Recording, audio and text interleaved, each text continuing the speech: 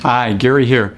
I'm sitting in this field with beautiful flowers and butterflies flitting around and a deer at the edge feeding and so forth. And all of a sudden there's a loud noise and the deer's head goes up and it bounds off, and I'm a little shook by that.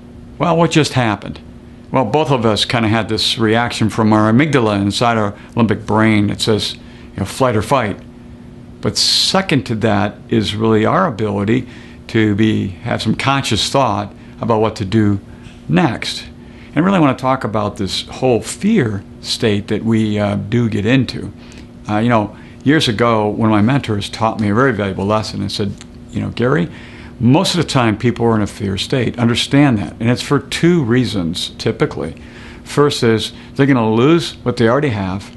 Or number two, they're not going to get what they want. I see this all the time when we're talking about money. This occurs continuously. So it's important to figure out how to deal with those fears. A few weeks ago, I was talking to a business owner, and he came to me, and he's looking for some advice, and he was thinking of hiring 2 new people on his team, small company, and he was worried that maybe that would cause a problem if the economy changed, and all of a sudden his revenue went down, and it could put him in a very bad position. I almost answered his question, and I said, wait a minute, what state of mind are you in currently? And he said, what do you mean? I said, how are you currently looking at the world? And then I proceeded to talk about this fear state.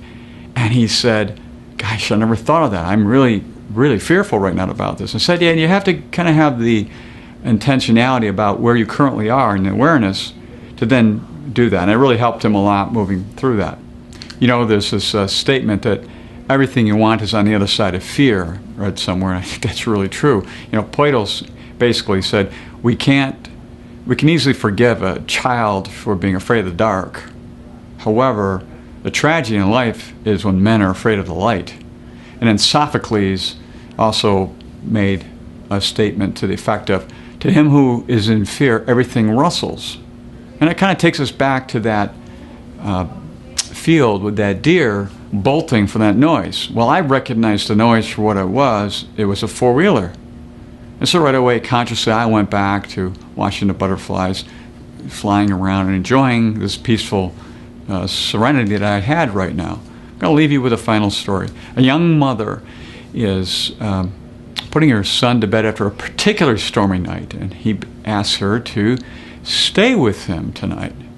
And the mother responds, you know what, I have to go into Daddy's room, sleep with him. So the young boy is really quiet for a little bit. And all of a sudden, in a very quaky voice, he says, the big sissy,